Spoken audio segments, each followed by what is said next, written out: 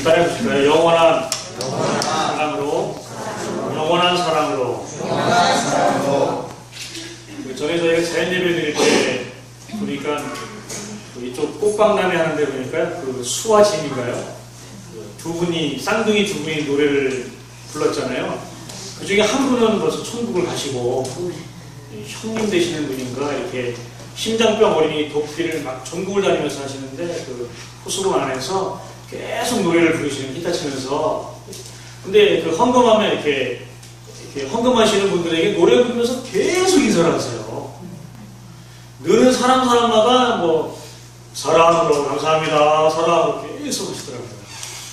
근데 그 돈이 이제 어려운 사람들에게 쓰여지는데, 그분이 부른 노래가 하나잖아요. 사랑으로. 사랑. 영원히 변하지 않는 사람들의 주제가 있다면 그게 사랑인 것 같습니다. 사랑이라고 하는 주제가 성경의 가장 핵심이고, 또 예수님의 사랑을 받은 우리가 그 사랑 가운데 계속 머무르는 게 믿음의 본질인 줄로 믿습니다. 우리 고린도전서 13장에 우리가 사랑을 쭉 배우는데요. 사랑의 15가지가 다 지나고 16가지입니다. 그래서 Love 16 그러죠. 사랑이 16가지가 되는 겁니다. 그 중에 영원한 사랑을 붙잡고 한 건데, 아무튼 하다 보니까 고린도전서 13장이 다 끝났습니다. 기억에 남으시죠? 사랑은 할렐루야. 네. 사랑은 거기까지. 나머지는 다 하시는 걸로 알고 있습니다. 제가 이제 소망적인 성경에서 어르신들한테 예수님의 산상수훈 가운데 이제 팔복을 이제 수예배 때 같이 하고 그걸 이제 프린트를 해드렸어요. 그래서 팔복을 한번 암송하시라고. 그 제일 암송 잘하시는 분이 황희상 분이 있어요. 저만 보시면 제일 먼저 악수하시면서 심령이 가난한 자는 복이 있나니 천국이 저희 것이며 마지막에 의를 핍박받는 분이나니 천국이 저희 것이다. 어르신들은 암송하시면 돌아서면 뭘 암송인지 모르시는데 그래도 계속 보시니까 이제 그게 많이 남으시는 것 같아요. 자, 사랑은 계속 암송되어야 되고 계속 고백되어야 될 우리 인생의 중요한 주제인 줄로 믿습니다. 네. 그래서 사랑은 그 앞에 수식어가 많이 붙잖아요. 그래서 저는 그 사랑의 수식어를 영원하다 그래서 좀 도전하고 싶습니다. 왜냐하면 사랑만큼 변하는 게 없기 때문에 그렇습니다. 사랑이 변한다 하지만 인간적인 사랑이고 여기서 얘기하는 사랑은 하나님의 사랑을 붙들고 하는 사랑이 될 줄로 믿습니다. 네. 유명한 미국의 기독교 작가 중에 한 명인 필립 얀시라는 사람이 있습니다. 뭐 책을 많이 썼어요. 그 사람 책은 거의 다 봤습니다. 내가 고통당할 때 하나님 어디 계세요? 내가 만난 예수님. 오늘 얘기했지만 놀라운 하나님의 은혜. 두꺼운 책인데요. 거기에 초반부에 그런 얘기가 나옵니다. 술집에서 일하는 한 여인에게 상담을 하게 됐습니다. 어려운 삶이 있는데 그 어려운 삶이 있다면 교회에 가서 어려움을 좀 이렇게 요청하고 나누면 어떻습니까? 그랬더니 이 술집 여자가 하는 얘기가 교회요? 거긴 뭐하러 가요? 가뜩이나 비참한데 거기 가면 더 비참해지게. 그러면서 이 교회의 어떤 모습을 얘기해주고 있습니다. 상처받고 힘들고 무너진 사람들이 올 때가 어디냐? 그게 교회라는 거죠. 근데 그런 사람들이 교회를 더 멀리 한다는 거죠. 힘든 사람들이 자기의 힘든 것을 내려놓을 수 있는 것이 교회여야 되고 어려운 삶의 문제들을 내려놓을 수 있는 것이 교회여야 되는데 자기의 어려움과 자기의 문제를 내려놓는 순간 자기는 더 비참해짐을 느끼고 자기의 비밀이 다 알려져서 자기의 뒤통수를 친 것 같은 두려움 때문에 자기의 삶의 문제와 비밀을 내려놓을 수 없는 공동체. 오늘날의 교회를 이렇게 비판하면서 하나님의 은혜에 대해서 쓰고 있습니다. 교회는 누구나 와야 되고 아무나 올 수 있습니다. 그리고 우리는 누구나 환영해야 되고 누구에나 손을 벌려야 될 줄로 믿습니다. 간혹 교회에 신천지 출입금지 써있는 걸 저는 봐요. 신천지의 문제가 심각하죠. 담임 목사를 바꾸기도 하고 심지어는 재정 버는 사람을 바꿔갖고 엄청나게 많은 재정을 다 바꾸기도 하고 문제가 심합니다. 심지어 신천지도 와야 될 줄 믿습니다. 주의 사랑이면 다 녹습니다. 한 교회에서 이 신천지에 되는 사람이 청년부 담임 목사에게 고백을 해요. 제가 신천지 리더라고. 아주 대교회인데요. 예배를 하다가 예배 때 이 자매가 은혜를 받은 거예요. 그리고 도저히 감당할 수 없는 하나님의 이 사랑의 무게에 자기 양심이 먹을 수가 없는 거예요. 그래가지고 예배가 끝난 다음에 청년부 담임 목사님한테 가갖고 자기가 신천지라고 자수를 했어요. 그런데 자기만 있는 게 아니라 몇백 명이 있대, 그 교회에. 몇천 명이 되는 교회에 몇백 명이 있대요. 그래가지고 교회가 한번 싹 이렇게 한 적이 있습니다. 은혜가 있으면 역사가 일어납니다. 할렐루야. 교회는 그런 은혜와 사랑 가운데 다 품어야 될 줄로 믿습니다. 그게 우리가 추구하는 교회의 사랑이고 하나님이 원하는 사랑인 줄로 믿습니다. 스승을 배반하고 스승의 죽음의 자리에 과감하게 죽을 정도로 모른다고 했던 제자가 아닙니까? 하찮은 여종에게 결단하는 예수를 모른다고 도망갔던 그 제자들. 그런 제자들을 주님 다시 만나셔서 그들에게 아무런 요구하지 않고 그들에게 말씀한 것이 뭡니까? 내가 널 사랑한다. 사랑합니다. 그럼 됐다. 내 양을 먹이고 치라. 그 사랑의 고백이 주님과 우리의 관계를 묶어주는 강력한 하나님의 은혜의 수단인 줄로 믿습니다. 그 주에 대한 사랑을 붙잡고 있을 때 우리의 사랑이 변질되거나 포기되지 않고 끝까지 주님이 세워주는 그 사랑 가운데 우리의 사랑이 힘을 얻어서 갈 줄로 믿습니다. 그 사랑을 소유하고 계속해서 추진하는 게 교회의 목적이고 사명인 줄로 믿습니다. 근데 그 사랑을 소유하고 그 사랑을 나눌 수 있는 사람들이 누군가, 이걸 한번 우리가 생각해 봐야 될 것 같아요. 우리가 사랑은 누구나 합니다. 사랑해서 결혼도 하고 또 사랑해서 자녀들을 돌보기도 하고 사랑해서 어려운 사람들을 나누기도 하지만 성경에서 얘기하는 사랑에 좀 더 가까이 가기 위해서는 그 사랑의 주체이시고 사랑 대신 예수 그리스도 안에 합체가 되어야 됩니다. 그래야 진짜 사랑을 우리가 할 수 있는 거죠. 예수 밖에 있는 사람이 하는 사랑은 위험할 수 있습니다. 제한적이고 한계가 있을 수 있어요. 그래서 영원한 사랑의 본체이신 예수 앞에 들어가져야 그 사랑의 온전한 빛을 발하게 될 줄로 믿습니다. 그러기 위해서는 예수를 믿는 것 가운데 우리의 의지가 결단되어야 됩니다. 우리 말씀을 한번 보겠습니다. 요한복음 5장 24절. 같이 한번 스크린과 보여드리는데 읽어보겠습니다. 시작. 내가 진실로 진실로 너희에게 이르노니 내 말을 듣고 또 나를 보신 이를 믿는 자는 영생을 얻고 심판에 이르지 아니하니 사망에서 생명으로 옮겨집니다. 할렐루야. 예수님의 말씀을 듣고 또 그 예수님을 믿고 하나님 아버지를 믿는 사람은 영생을 얻었다. 끝났다. 이렇게 얘기하고 있습니다. 그래서 심판으로 가지 않고 사망으로 가지 않고 생명으로 바뀌어졌다 이렇게 말합니다. 사람들이 많이 착각하는 것 중에 하나가 나는 정상인데 내가 죽은 다음에 천국과 지옥을 가고 그래서 내가 지금 선택해야 된다고 잘못 이해하고 있습니다. 인간의 본질은 그 자체가 사망입니다. 여러분. 내비두면 그냥 죽음이에요. 내가 어떤 중립적인 위치에 있어서 둘 중에 하나를 선택해야 되는데 사망을 가기 싫으니까 생명을 택하는데 그 조건이 예수다. 그래서 예수를 내가 선택해줘서 생명을 얻는 게 절대 아닙니다. 우리는 그냥 죽어있는 존재예요. 우리는 하나님을 알 수도 없고 하나님의 사랑의 손길을 발견할 수도 없고 그 사랑의 손을 내밀 수도 없는 존재입니다. 그분이 먼저 우리의 눈을 뜨게 하시고 그분이 우리에게 먼저 손을 내밀어서 그 손을 잡으라고 하셨던 그 하나님의 특별한 은혜 가운데 있기 때문에 우리가 볼 수 있고 잡을 수 있습니다. 그리고 믿음으로 결단할 때에 성령님이 우리를 도우셔서 그리고 예수의 이름이 유일한 하나님의 생명에 가는 길이다라고 인정될 때 우리가 영생을 얻었고 심판에 이르지 않고 사망에서 생명으로 옮겨지는 겁니다.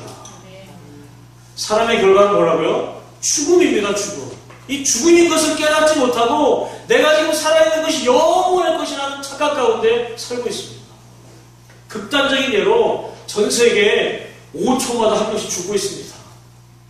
우리 공동체 안에도 이미 천국에 간 분들이 계시고 이제 갈 분도 계십니다.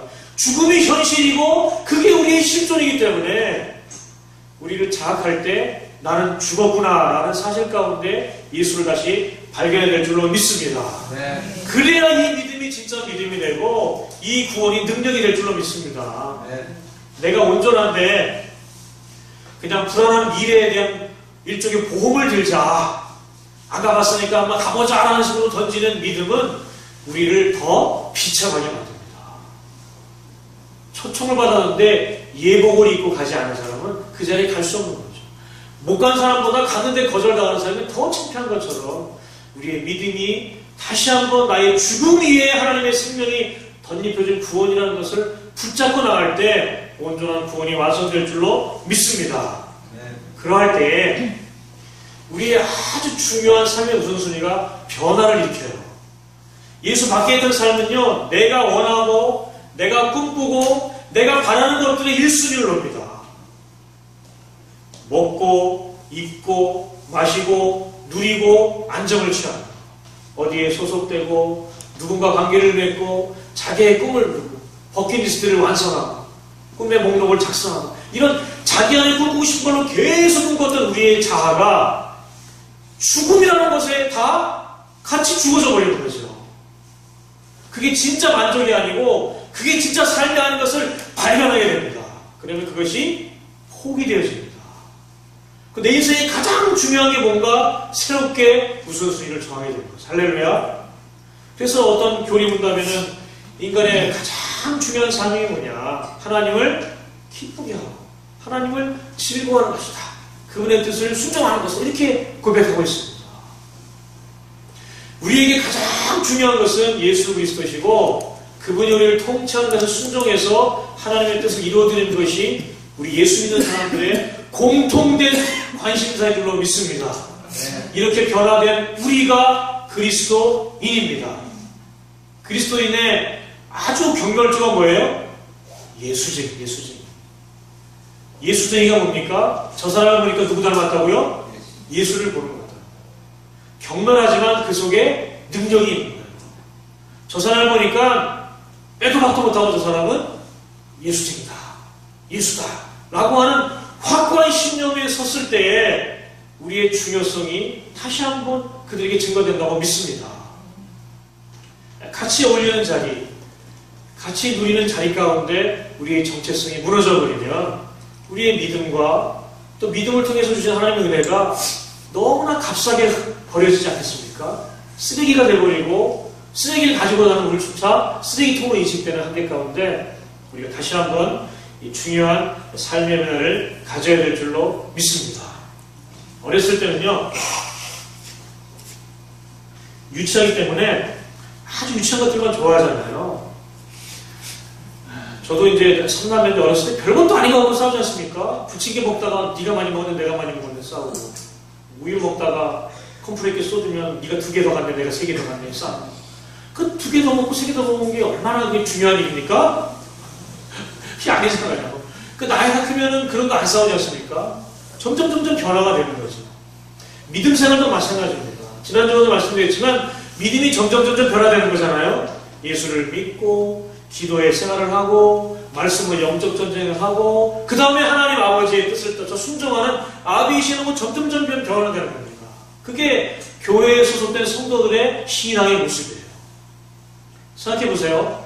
어린아이가 태어나서 건강하게 잘 자라고 성인이 되어서 독립하고 또 자녀를 이루고 이렇게 살아가는 게 부모들이 말하는 건강한 삶 아니겠습니까? 그러니까 하나님 아버지도 우리의 신앙이 점점 성장하면서 어린아이처럼 잊어버리고 장성한 자의 모습으로 중요한 것을 붙들고 살아가는 그 소망을 하나님 우리 안에 계속 기대하고 있는 사실을 발견해야 될 줄로 믿습니다. 아멘. 여러분 지금 무엇이 중요하세요? 여러분 속에 여러분을 꿈틀거리게 하고 여러분의 발걸음을 움직이게 하는 게 뭐세요? 내가 정말 이것만 있으면 내가 여한이 없다라고 마음에 갖고 있는 소망이 무엇입니까? 할렐루야. 내가 이것만 있으면 되겠다라고 하는, 다른 건 다 포기해도 이거 하나면 되겠다라고 하는 가슴속에 절대 포기할 수 없는 그 중요한 게 무엇입니까? 그것이 우리 심장에 있어야 될 줄로 믿습니다. 그게 토해져야 돼요. 할렐루야. 그게 배어 있어야 되고 그게 나아야 될 줄로 믿습니다. 그것이 십자가 예수님의 사랑인 줄로 믿습니다. 아멘. 그거 가지고 도전하면 되는 거죠. 할렐루야. 아멘. 역사가 일어날 줄로 믿습니다. 아멘. 그런 중요함에 우리의 믿음이 집중되어지고 공동체가 그거로 하나 뭉쳐질 때 가장 강력한 거죠. 세상이 감당할 수 없는 능력과 세상이 이길 수 없는 소망 가운데 우리의 믿음이 견고하게 설 줄로 믿습니다. 아멘. 여러분의 가슴에, 여러분의 심장에, 여러분의 마음 안에 예수의 사랑으로 다시 한번 물들일 수 있기를 주님의 이름으로 축복합니다. 아멘. 그럴 때에 우리의 사랑이 정말 아름답게 비춰지게 될 줄로 믿습니다. 그렇다면 우리가 예수를 믿음으로 구원을 얻었고 그 구원에 감동해서 감사해서 우리가 사랑을 고백하고 사랑을 실천하는데 과연 우리가 표현되어지는 사랑이 어떠해야 되는가? 어떤 면에서 우리의 사랑이 어떠한가? 라고 하는 말씀을 좀 보고 우리 자신의 내면을 평가하면 좋겠습니다. 요한일서 3장 14절 15절 같이 읽겠습니다. 시작. 우리가 형제를 사랑하고 사망에서 옮겨 생명으로 들어간 줄 알거니와 사랑치 않은 자는 사망에 거하느니라. 그 형제를 미워하는 자마다 살인하는 자니 살인하는 자마다 영생이 그 속에 거하지 아니하는 것을 너희가 아는 바라. 아멘. 할렐루야. 예수 그리스도의 말을 듣고 하나님 아버지를 믿는 사람이 영생을 얻었고 심판을 받지 않고 사망에서 생명으로 옮겼다고 요한복음 5장 24절에 말씀하고 있는데 요한일서에서는 다른 가치로 얘기해주고 있습니다. 영원한 생명을 가진 사람들의 특징이 뭐냐? 그것은 형제 사랑이다. 바꿔서 말하면 형제 사랑하는 사람이 진짜 예수 믿는 사람이다. 형제 사랑하는 사람이 진짜 구원받은 백성이다. 이렇게 얘기해요. 할렐루야. 아멘. 그러면서 본문 말씀이 뒤에 뭐라 그래요? 형제를 미워하는 자마다 어떤 자라고요? 살인하는 자다. 살인하는 자마다 영생이 없다. 우리는 지금도 수많은 살인의 반열에 걷고 있습니다. 우리는 수많은 살인자의 방송국에 이름을 올리고 있는지도 몰라요. 그리고 주를 사랑한다, 주님의 구원을 받았다, 스스로 만족을 취하고 스스로 자족하는 삶을 살아가면서 적당한 관계를 유지하는 신앙생활을 하고 있는지도 모릅니다. 하지만 성경은 명확하게 얘기합니다. 형제를 미워하는 자는 살인하는 자고 살인하는 자는 영생이 없다. 할렐루야. 아멘. 우리의 믿음이 사랑으로 표현되어야 될 줄로 믿습니다. 아멘. 사랑으로 표현되는 믿음이 진짜입니다. 내 마음에 안 들고 내 일에 방해가 되고 내 뜻대로 안 되고 내가 하자는데 반대하고 그래서 미워하는 거 살인이라고 성경은 얘기합니다. 그러면 나는 어떤 자라고요? 생명을 잃은 자라 이렇게 말합니다. 우리가 믿음이 있다면 이를 악물고 끝까지 사랑하는 자리에 우리의 무릎을 꿇어야 될 줄로 믿습니다. 그게 성경이 명확하게 우리에게 도전해주는 하나님의 말씀인 줄로 믿습니다. 우리가 누구인지 사랑으로 명확하게 판결합니다. 요한일서 3장 10절 말씀 같이 한번 볼까요? 시작. 하나님의 자녀들과 마귀의 자녀들이 나타나니 그를 행치하는 자나 또는 그 형제를 사랑치 아니하는 자는 하나님께 속하지 아니하리라. 그래요. 단순히 우리가 미워하는 것, 마음에서 살인하는 것이 내가 그 사람을 사랑하는 문제가 아니라 우리의 소속이 어디냐라고 얘기해주고 있습니다. 하나님께 속해 있으면 형제를 사랑하는데 형제를 사랑하지 않는다면 누구에 속해 있다고요? 마귀의 자녀다. 형제를 미워하는 것은 마귀의 습성이다. 이러고 있습니다. 우리는 날마다 그 줄 가운데 줄타기인지 모르겠어요. 하나님의 자녀인지 마귀의 자녀인지. 우리의 존재를 명확히 될 줄로 믿습니다. 나는 하나님의 백성입니다. 그래서 형제를 사랑하기로 결단합니다. 아멘. 미움은 떠나갈지어다. 아멘. 살인은 물러갈지어다. 아멘. 내 마음에 안 든다고 미워하는 게 합당합니까? 내 뜻대로 안 된다고 미워하는 게 가당합니까? 나를 도와주지 않는다고 미워하는 게 정당합니까? 성경은 아니라고 하는 거예요. 근데 우리는 모든 관계와 모든 일과 모든 내가 꿈꾸는 것에 모든 우선순위를 어디에 두는 거예요? 나에게 두는 겁니다. 내가 원하고 내가 바라고 내가 이루는 것에 그 사람과 어떤 관계가 있느냐, 내가 써먹을 수 있느냐, 내 편이 되느냐, 내 마음에 부족하냐, 그걸 가지고 씨름을 하는 겁니다. 왜 이런 마음이 우리 안에 있을까? 성경은 하나님의 백성이면 사랑해야 되고 하나님의 자녀이면 미워하면 안 되는데 왜 이런 우리의 마음들이 계속 우리를 공경에 빠뜨리고 우리 스스로의 믿음 생활과 신앙을 자꾸 회의하게 만들까?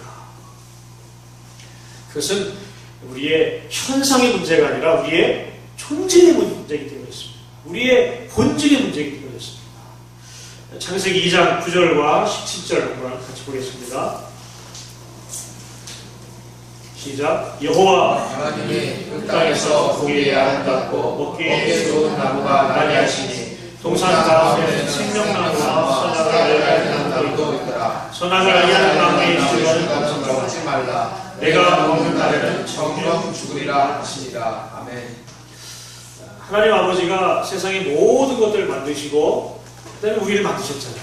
그래서 우리의 모든 필요가 다 채워질 수 있도록 해놓으시고 우리를 동산해 주셨습니다. 생명나무와 선악과 나무를 주시고 생명나무에서 생명을, 선악과 나무에서 죄의 문제를 알 수 있도록 해놓고 하나님의 통치권, 하나님의 주권 가운데 범하지 말라고 선을 거두셨죠. 그리고 선악을 알게 한 나무의 시간에 먹지 말라, 먹는다고 된다고요? 죽게 된다. 하나님과 단절되는 죽음을 경험하게 될 것이다. 얘기했습니다. 이 하나님의 말씀보다 뭐가 더 중요해요? 내 마음이 더 중요해요. 거기에 사탄의 유혹과 의심과 말씀의 왜곡이 우리 속에 잠재되어 있던 욕망을 건드려줍니다. 이것을 먹으면 죽지 않는다. 이것을 먹으면 눈이 밝아서 하나님과 같이 밝게 알게 된다. 다른 말은 뭐예요? 네가 하나님 된다. 하나님 밑에서 피조물로 살지 말고 하나님 되라. 그 유혹에 넘어가서 타락되어지고 사탄의 거짓말에 완전히 우리는 몰락되어버린 존재가 되었습니다. 그렇지만 이 타락된 우리 안에 계속적인 사랑의 갈구는 계속해서 우리 안에서 꿈틀거리고 있습니다. 우리는 누군가를 사랑해야 돼요. 우리의 존재가 이렇게 만들어졌습니다. 그리고 그 사랑의 존재와 관계를 맺어야 돼요. 그래야 우리가 만족합니다. 우리는 거부할 수 없는 사랑의 관계를 걸을 수밖에 없는 존재예요. 마치 물고기가 물에 살아야 살 수 있는 것처럼, 새가 하늘을 나는 것처럼 우리는 뭔가를 사랑해야 되는 존재로 빚어졌기 때문에 사랑을 해야 되는데, 타락된 우리가 뭔가를 사랑해야 되는데 그 사랑하는 대상이 어떠냐 이거죠. 두렵습니다. 마음에 안 듭니다. 겁납니다. 부족합니다. 수많은 사랑의 대상에 대한 거절과 두려움들이 사랑의 대상을 누구로 바꾸는 거예요? 자기로. 온전한 하나님과의 관계에 사랑을 주고 사랑을 받는 관계가 깨어지면서 이제 그 사랑을 주는 대상이 누구로 바뀐 거라고요? 자기로 바뀌었습니다. 신혼부부가 결혼해서 사랑해서 결혼하지만 그 뜨거운 사랑, 불타는 사랑 며칠 갑니까 여러분? 3개월? 6개월? 사랑이 깊으면 장독대에 넣어둔 짠지는 힘볼수록 맛이 좋은데 사랑이 오래될수록 어때요? 우리 어른들이 많이 말씀하시는 남편에 대한 애칭 있잖아요. 저 왼수. 국가 원수 별 5개를 말하는 게 아니에요. 오래 살수록 깊이 관계할수록 그 사랑이 아주 깊어지고 넓어지고 높아져야 되는데 오래 살수록 점점점 왼수가 되는 이유가 뭐죠? 내 마음에 안 들어요. 내가 기대했던 걸 안 해주거든요. 결국 사람은 상대를 사랑한다고 하지만 누구를 사랑하고 있는 거예요? 자기 사람, 자기 사람. 삐뚤어진 사랑의 관계를 가지고 있는 우리가 태초부터 그런 뿌리 가운데 살아가다 보니까 이 사랑의 관계를 단절시키고 사랑을 왜곡해서 점점점 관계를 자기 안에 구속시키는 자기의 신됨을 강조하는 그런 사랑으로 변질되어버린 죽음의 길로 갈 수밖에 없다는 겁니다. 그래서 우리는 성경이 명확하게 말하는 형제를 사랑하고 미워하지 말아라. 살인이다라고 하는 말이 그렇게 잘 안 들립니다. 내가 언제 저 사람을 살인했어? 다 똑같은 거 아니야?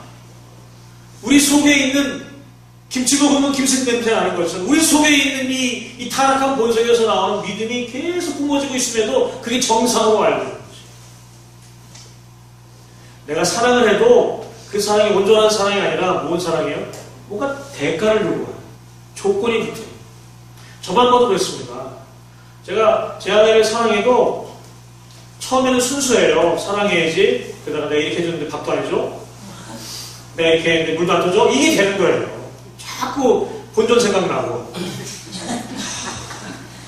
그때 내가 그 전에만 내가 포기 안 했어도 이게 나오는 거야. 이게 사랑입니까? 사랑이 무슨 자기 마음에 드는 사람 선택해서 자기 편하자고 하는 게 사랑입니까? 그게 아니잖아요. 그죠? 근데 우리 안에 그런 것들이 계속 나오면서 자기에게 만족을 추구하는 게 진짜라고 얘기하면서 관계의 이견을 됐어요. 나한테 걸면서 그래도 사랑한다고 생각하고 있습니다. 그러니 그런 사람이 얼마나 우리를 힘들게 하고 우리의 관계를 얼마나 불편하게 합니까? 진짜 사랑은 뭐예요? 내가 죽어지는 거죠. 저는 오늘도 죽었습니다. 사모님 사랑해요. 죽어야 나올 수 있는 고백.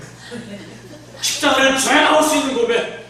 사랑해. 이게 되는 거잖아요. 그냥 밥도 안 해주고. 이게 아니라 사랑이 아니라 예수님의 사랑, 그 죽어짐의 사랑, 그 나를 향한 완전 없어지는 사랑이 우리 안에 있을 때 사랑이 진짜 나올 수 있어요. 우리가 미워함이 없이 온전한 사랑으로 나갈 수 있는 거죠. 성경은 오늘 본문에 고린도서 13장 13절이 말합니다. 믿음, 소망, 사랑은 어떻게 했다고요? 항상 있다. 믿음의 확신과 소망의 인내 가운데 우리가 살아갑니다. 천국에서 우리를 영원한 하나님의 관계가 뭐라고요? 사랑해라. 본래 우리가 가졌던 관계를 다시 회복하고 그 끊어졌던 사랑이 예수 그리스도로 이어지면서 이제 우리 안에 연결되어지고 이제 교회와 모든 성도들이 그 사랑을 다시 이어주는 사랑 가운데 나아가는 놀라운 선교적인 삶이 우리 가운데 부어지고 있습니다. 그 영원한 사랑이 교회되게 하고 성도를 성도되게 하고 나의 사랑을 사랑되게 하는 역사를 이룰 줄로 믿습니다. 사랑에는 기술이 필요합니다. 사랑에는 이 비법이 있는 거예요. 그냥 사랑한다고 사랑되는 게 아닙니다. 그래서 저는 결혼하는 사람들 신혼들에게 꼭 얘기해주고 싶어요. 결혼하기 전에 그냥 결혼하지 마시고 결혼 예비학교를 하든지 결혼한 선배들이 얘기를 듣든지 그런 책을 봐서 한번 스터디를 해야 된다. 아기를 낳는 부모들에게 엄마가 된 연습을 한번 해보고 아빠가 된 연습을 해보고 그냥 되면은 이게 돌이킬 수가 없거든요. 그러할 때에 건강한 준비를 해갑니다. 사랑도 기술이 필요합니다. 그렇지 않으면 자기식 사랑이 되거든요. 자식 사랑의 한계는 뭐예요? 미움으로 끝나게 되는 게 많이 있습니다. 얼마 전에 유도에서 그 금메달을 딴 크리스찬 형제가 고백하는 걸 들었습니다.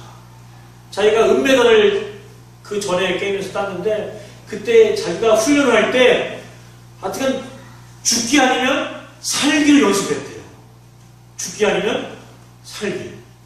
그런데 요번에 금메달을 땄는데 각오가 뭐냐 그러니까 죽기로 훈련했대. 죽기로. 그리고 뭐 여기 다치고 뭐 나가고 이런데 가서 그냥 뭐 그 창고에서 이긴 거예요. 금메달 딴 거. 전 세계에서 그 체급에서 유도를 제일 잘하는 사람. 그 사람의 훈련 비결이 뭐라고요? 죽기로 하는 거죠. 예수님이 우리를 사랑하신 그 유일한 기술이 뭐라고요? 십자가에서 죽으신 거죠. 할렐루야. 그렇다면 우리도 우리의 온전한 영원한 사랑으로 섬길 수 있는 방법이 뭐라고요? 죽기를 하는 거죠.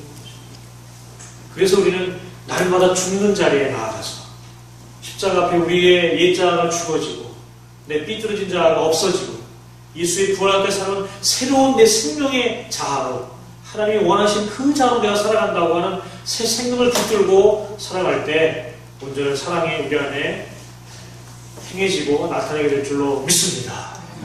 사랑의 온도계는 현재의 사랑입니다. 내가 사랑하고 있느냐 이용하고 있느냐 잘 판단해서 우리의 믿음의 표현인 사랑이 정말 건강하게 나올 수 있도록 이 기술들을 우리가 가지고 나가야 될 줄로 믿습니다. 그럴 때에 놀라운 하나님의 역사가 사랑의 빛 가운데 이루어지고 그 사랑의 능력으로 하나님의 나라가 확장될 줄로 믿습니다. 네. 사랑이 없으면 아무것도 아닌 것이죠. 사랑이 없으면 아무것도 아닙니다. 그 사랑을 다시 한번 붙들고 나가면 좋겠습니다. 고린도전서 13장 1절로 3절 같이 읽어볼까요? 시작.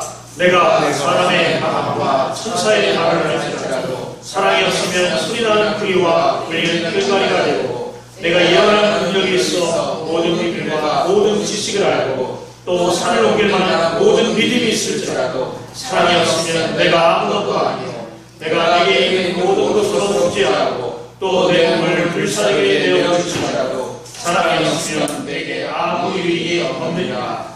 아멘. 사도 바울의 명확한 교회를 향한 도전입니다. 사랑 없으면 아무것도 아닙니다. 바꿔서 사랑이 있어야 진짜입니다. 우리의 섬김, 식사 봉사를 하고 청소를 하고 차량을 섬기는 모든 것들에 내가 사랑을 하지 않는다면 그게 뭐라고요? 아무 소용 없고 아무 유익 없다. 그냥 노동한 겁니다. 노동한 거. 사랑으로 섬기고 베푼 하나님의 사랑의 통로로 섬기는 게 아니라 그냥 내가 힘들지만 그냥 한번 섬긴 일종의 대가 없는 노동에 그칠 수밖에 없습니다. 우리 속사람을 다시 한번 점검하고 이 사랑 가운데 내 신앙을 한번 고추 세우고 가족과 형제와 공동체 사랑 가운데 우리의 사랑이 건실하게 설 수 있도록 영원하신 그 십자가의 사랑으로 우리의 신앙생활을 한 발 한 발 아름답게 한 땀 한 땀 거룩하게 행하실 수 있는 주님의 이름으로 부탁드립니다. 기도하겠습니다.